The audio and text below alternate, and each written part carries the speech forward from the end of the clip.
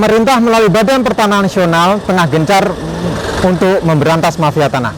Bahkan BPN menggandeng pihak kepolisian dan kejaksaan untuk menindak para pelaku mafia tanah. Lalu seperti apa sebenarnya mafia tanah itu? Masyarakat banyak yang dirugikan oleh mafia tanah. Nah, sekarang saya sudah berada di Direktorat Umum Polda Jawa Tengah akan menelisik lebih jauh bersama saya Ahmad Taufik dalam program Dialog Khusus Jateng Pos TV. Mari ikuti saya.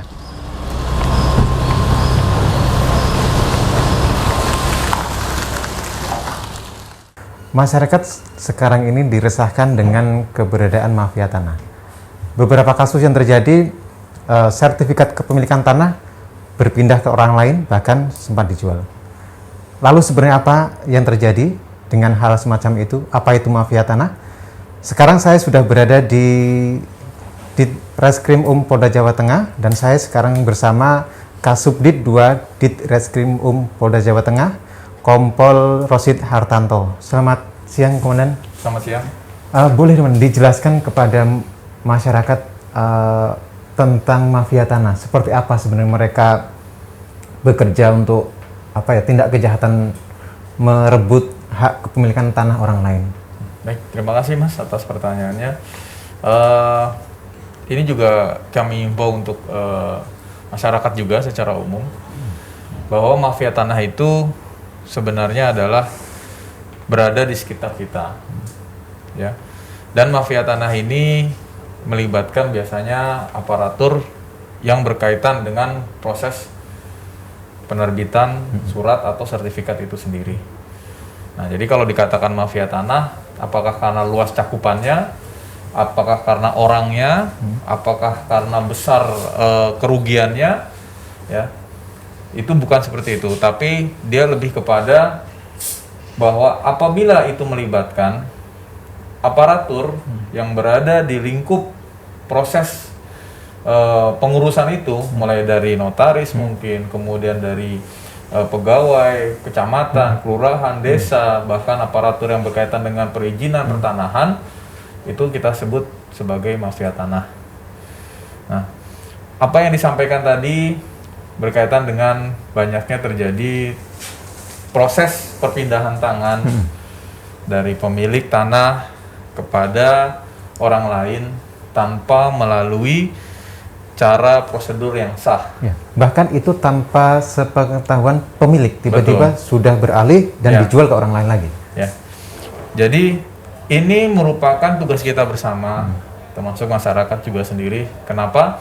Karena beberapa kasus yang kami temui di sini, ada masyarakat yang membeli tanah, namun dia tidak pernah melihat atau tidak pernah menengok tanahnya. Bahkan setelah sekian puluh tahun, akhirnya setelah yang bersangkutan kemudian melihat tanahnya, lokasinya, saat ini sudah terbangun bangunan yang dia tidak tahu sebelumnya. Nah, hal seperti ini juga menjadi kewaspadaan untuk masyarakat. Apabila memiliki tanah, tolong dicek bagaimana administrasinya, kemudian pembayaran pajaknya, kemudian apakah di lokasi tanahnya ini dalam keadaan yang masih status quo, artinya memang itu adalah milik atau dikuasai oleh pemilik surat, ya, dalam hal ini. Nah, yang Mas tadi sampaikan ini tanpa diketahui pemiliknya kemudian bisa berpindah tangan. Hal-hal seperti inilah yang kita sebut sebagai mafia tanah, ya. Tanpa ada proses jual beli sebelumnya, tanpa ada proses transaksi sebelumnya, ternyata tanah yang dimiliki oleh masyarakat berpindah tangan dan bahkan sudah atas nama sertifikat atas nama orang lain, ya. Jadi untuk mengurai kasus di dalam mafia tanah ini, kita harus sadari dalam pengurusan tanah ini kita memiliki prosedur. Nah, ini memiliki prosedur.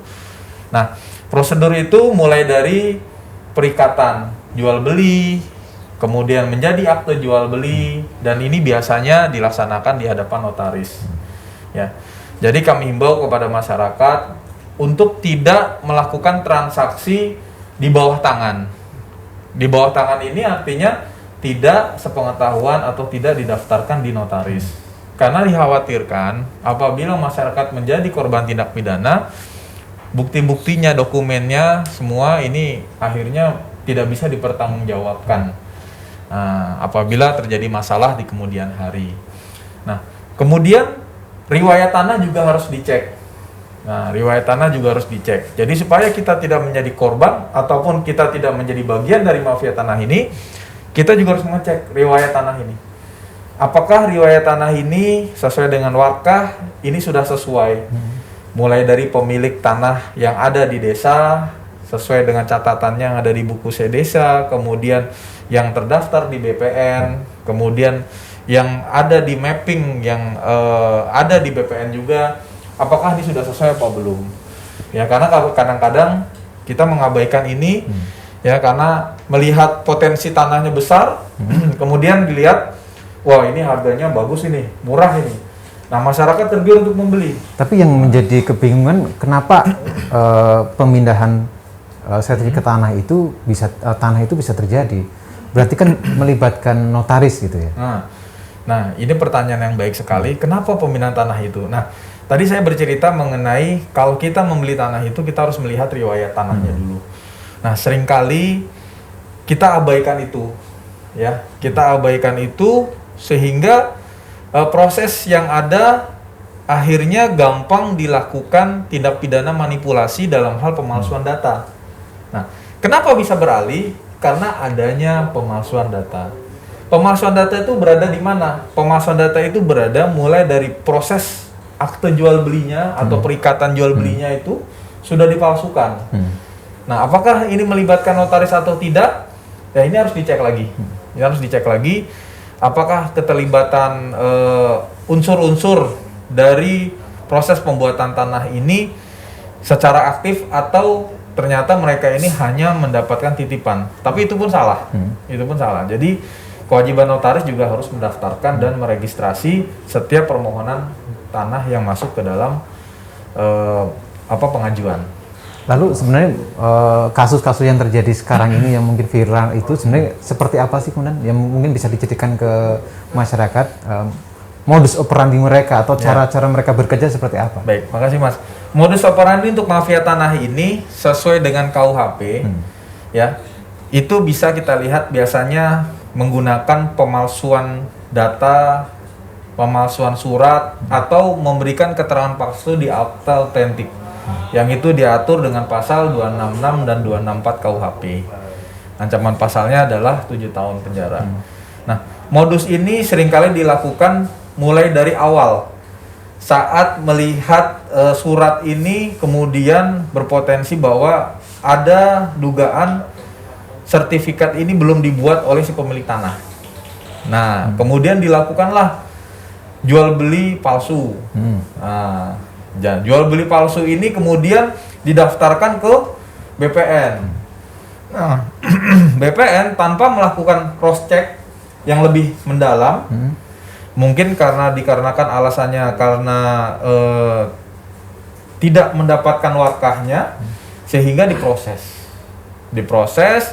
di mapping, ditandatangani, dan akhirnya muncullah sertifikat yang baru sudah atas nama orang lain. Nah, ini yang sering kali terjadi saat ini, di mana adanya keterangan palsu pada saat awal proses. Ya, sebenarnya penjual atau artinya pemilik tanah tidak pernah menjualkan tanahnya, tapi dibuatkan seolah-olah menjualkan tanahnya. Berarti modelnya menggunakan mungkin surat keterangan gitu ya? Dengan akta jual beli. Akta jual beli. Ya, atau perikatan jual beli. Seolah-olah si pemilik tanah itu bertanda tangan di situ, padahal dia tidak pernah. Jadi dasarnya itu akta jual beli palsu. Iya. Biasanya kan untuk jual beli ataupun nanti pengukuran itu ada saksi-saksi. Iya, betul. Entah itu tetangganya, entah itu siapa, pasti itu dilakukan kan. Nah, itulah saya bilang tadi, ini tidak mungkin terjadi. Proses pertama tidak mungkin terjadi di proses kedua kalau tidak ada bantuan dari aparatur. Dalam hal ini yang berwenang untuk mengurus atau mengeluarkan sertifikat. Nah, karena kelalaian atau mungkin ada unsur kesengajaan, ya, karena itu harus melalui proses penyelidikan dan penyidikan untuk membuktikan itu. Sehingga prosedur yang ada diabaikan. Yang seharusnya mungkin dengan melibatkan saksi-saksi, pemilik tanah, aparatur desa setempat, ya, akhirnya tidak melibatkan itu semua, hanya membawa surat, kemudian surat tersebut dititipkan dan ditandatangani oleh semua pihak. Nah, kita nggak tahu nih siapa yang tanda tangan akhirnya. Nah, tiba-tiba inilah yang masuk ke dalam warkah BPN. Untuk diproses menjadi sertifikat. Jadi dalam hal ini BPN bisa dikatakan tidak merasa bersalah karena semua yang diajukan sesuai dengan prosedur. Ya, mungkin bukan BPN tidak merasa bersalah, Mas, tapi karena cakupannya orangnya cukup banyak yang terlibat dalam hal ini, ya.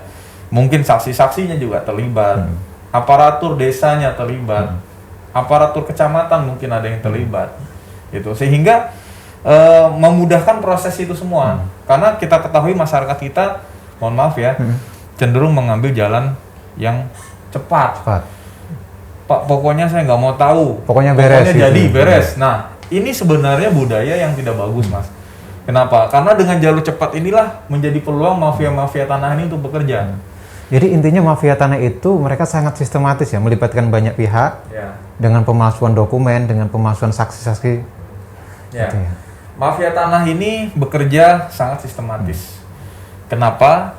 Karena untuk membuat satu dokumen saja mereka membutuhkan beberapa orang yang digunakan sebagai saksi palsu di situ. Ya. Artinya kalau itu nanti dihadirkan oleh BPN akan merasa bahwa sudah melakukan prosedur. Padahal ternyata yang dihadirkan oleh mafia tanah ini mungkin adalah saksi-saksi palsu. Yang sebenarnya dia tidak punya tanah di lokasi tersebut. Lalu ketika ada kasus misalkan lahan di daerah A misalkan itu akan dibuat jalan tol. Lalu ada makelar yang mungkin membeli tanah-tanah itu, apakah itu bisa disebut mafia tanah? Makelar dengan mafia tanah berbeda, Mas. Kalau makelar ini dia mencoba untuk mencari keuntungan dengan menjual tanah di masyarakat supaya dia mendapatkan persentase atau komisi dari penjualan tanah tersebut kepada mungkin objek vital seperti tol mungkin, atau mungkin jalan umum, jalan raya, atau kereta, jalur kereta. Ini maklar. Namun seringkali yang terjadi adalah maklar ini mengabaikan norma hukum. Kenapa saya bilang mengabaikan norma hukum? Karena seharusnya mereka ini mewakili masyarakat pemilik tanah, tapi terkadang mereka memanfaatkan dengan menekan masyarakat pemilik tanah untuk menjual ke mereka dengan harga yang murah.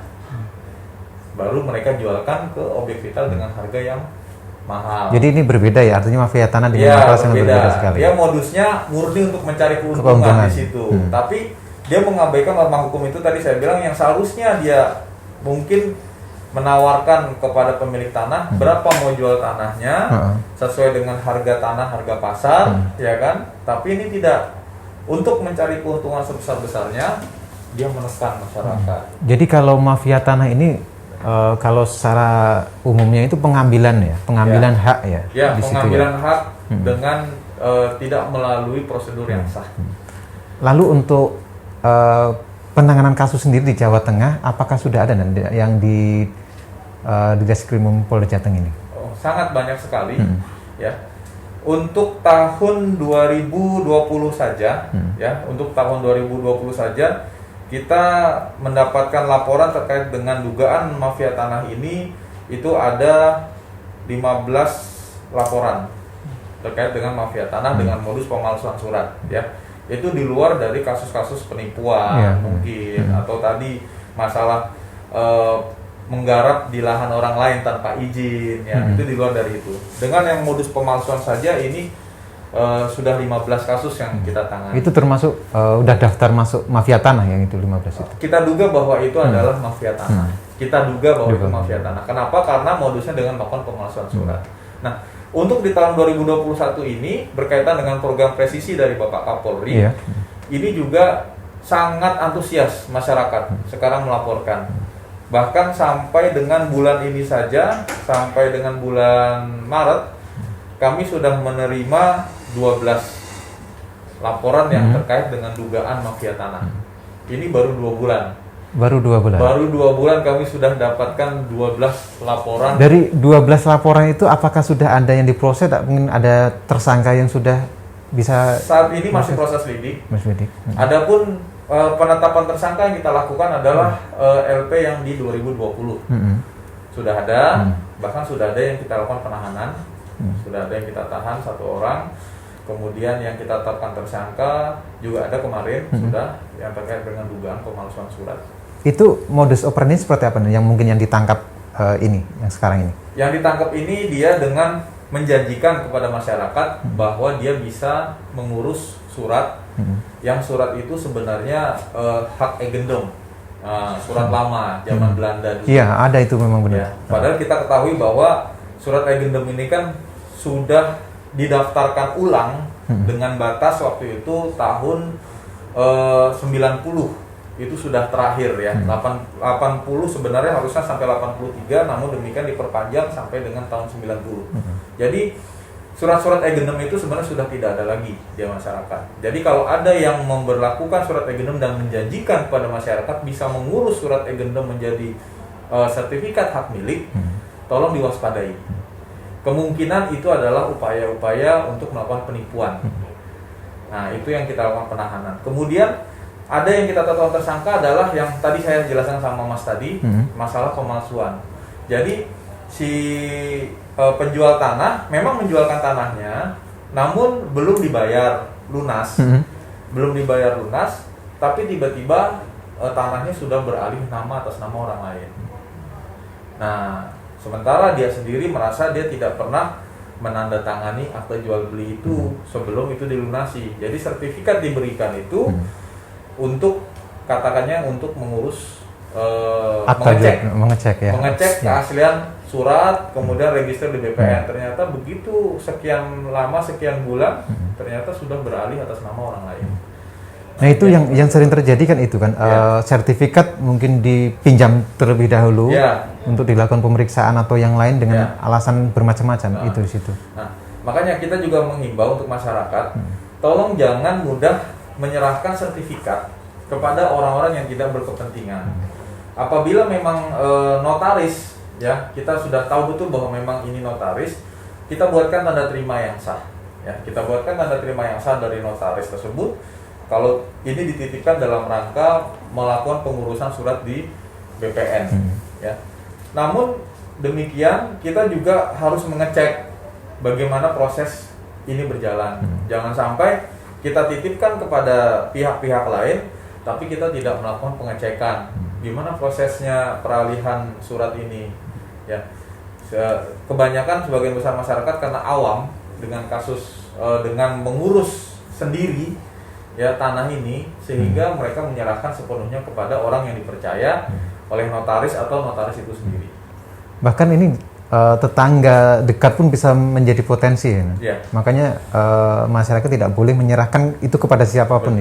Betul sekali. Kalaupun menyerahkan harus dengan tanda terima yang jelas dan harus disaksikan oleh orang lain. Terakhir kemudian untuk himbauan ke masyarakat supaya bisa menghindari kejahatan dari mafia tanah. Kami himbau kepada masyarakat, pertama, jangan mudah percaya dan tergiur dengan orang-orang yang menjanjikan untuk membeli tanah dengan harga yang murah. Kenapa? Karena terkadang suratnya yang tidak bisa dipertanggungjawabkan. Namun demikian, apabila memang hal tersebut terjadi, ditawari dengan harga murah, baiknya masyarakat melakukan pengecekan langsung kepada BPN, ya, dan tidak diwakili oleh pihak-pihak yang lain bahwa memang tanah tersebut adalah terregister. Setelah dilakukan pengecekan ke BPN dan itu sudah terregister, agar pemilik atau pembeli atau penjual, ya, pembeli khususnya dalam hal ini, untuk melakukan permintaan kepada BPN ke lokasi melakukan pengukuran ulang, agar supaya jelas bahwa memang tanahnya, lokasinya berada di situ sesuai dengan titik koordinat dan sesuai dengan luas yang ada di sertifikat. Nah, kemudian selanjutnya proses yang ada harus menggunakan notaris yang terdaftar. Ya, sekali lagi pengurusan yang ada harus melalui notaris yang terdaftar. Jangan sampai menggunakan orang-orang yang mengaku sebagai notaris, namun demikian ternyata dia tidak memiliki kapasitas atau tidak memiliki kantor yang jelas. Nah, terakhir ya, ini untuk kewaspadaan kita semua ya. Pastikan Bapak Ibu semua untuk menyimpan sertifikat pada tempat yang aman, termasuk tidak memberikan fotokopi sertifikat kepada orang yang tidak berhak. Kenapa? Karena dari fotokopi sertifikat bisa muncul niat orang untuk melakukan pemalsuan surat. Karena fotokopi itu bisa meniru tanda tangan yang ada di dalam fotokopi. Ya. Itu mungkin himbauan saya terkait dengan bagaimana cara kita melaksanakan atau mencegah terjadinya menjadi korban dari mafia tanah ini. Kemudian apabila Anda sudah merasa bahwa Anda menjadi korban, segera laporkan ke Direktorat Krim Polda Jawa Tengah, ya. Ke Direktorat Krim Polda Jawa Tengah, bisa langsung ke SPKT atau melalui kami di Subdit 2 ini Harda Tambang, agar mendapatkan pelayanan dan edukasi yang tepat. Apakah tanah Anda ini memang diduga menjadi korban dari mafia tanah? Ya. Kompol Rosid Hartono, terima kasih banyak atas Mas, waktunya. Sukses selalu, sehat selalu. Ya. Oke. Pemirsa Jateng Foto TV, mafia tanah adalah kejahatan yang sistematis, bisa berawal dari tetangga kita sendiri. Maka hati-hati, jaga tanah, jangan sampai ditinggalkan. Sampai jumpa di Jateng Foto TV selanjutnya.